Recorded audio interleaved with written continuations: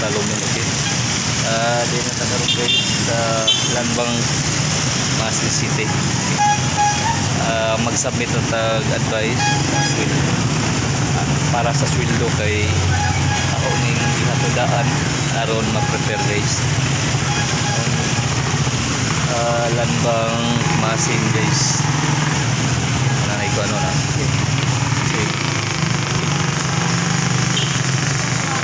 Yata guys sa Masin City niya September 21 nganong ari man ta guys aron magkuan sa sweldo makatutog advice aron makubra ang sweldo guys. Okay. Lanbang Masin City Iko Pipi live diri sa Masin City sa Lanbang Masin branch. Ini oray nga serbisyo ang mahatag ko kaninyo matalong.